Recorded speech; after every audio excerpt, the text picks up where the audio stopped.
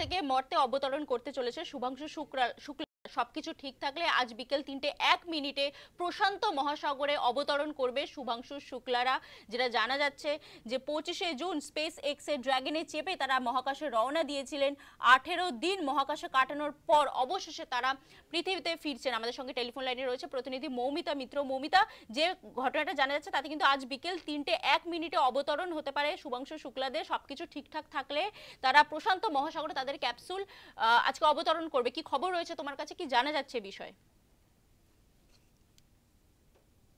যারা আন্তর্জাতিক স্পেস স্টেশনে গিয়েছিলেন সেই ড্রাগন স্পেস এক্স ড্রাগনে করে তার আনডকিং ইতিমধ্যে হয়ে গিয়েছে। গতকাল বিকেল 4:35 সেটি আনডকিং করেছে এবং যেরকমটা নাসা এবং ইসরো সূত্রে যেটা খবর পাওয়া যাচ্ছে যে আজকে 15ই জুলাই বিকেল 3:01 নাগাদ প্রশান্ত মহাসাগরে সেই স্প্ল্যাশ ডাউন করবে স্পেস এক্স ড্রাগন।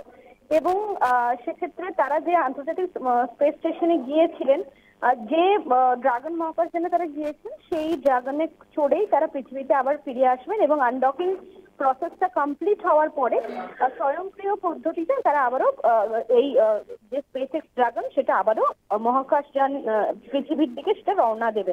এবং আনডকিং এর পরের দুটো ধাপ অত্যন্ত গুরুত্বপূর্ণ। একটা হচ্ছে পৃথিবীর মাধ্যাকর্ষণ শক্তি রয়েছে, তার মধ্যে এই ড্রাগনটিকে বা এই মহাকাশযানটিকে প্রবেশ করানোটা একটা গুরুত্বপূর্ণ বিষয়। তার জন্য, কারণ এই গোটা বিষয়টিতে ক্যাপসুলের গতি অনেকটা কমাতে হয়, সেইভাবেই সেই পদ্ধতি রয়েছে। এবং দ্বিতীয় প্রক্রিয়াটি হচ্ছে রেট্রোগ্রেড ব্রাঞ্চ, এবং যেটা একেবারে ইসরো বা নাসা যেটা যে তথ্য দিয়েছে যে আজকে 3:01 তারা একেবারে প্রশান্ত মহাসাগরে সেই স্প্ল্যাশ ডাউন হবে।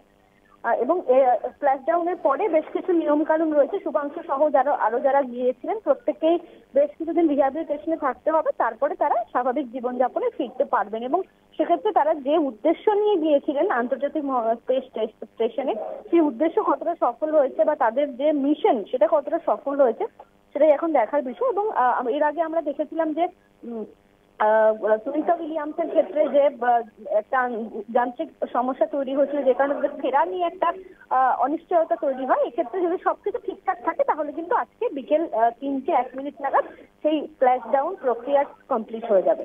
ধন্যবাদ মৌমিতা।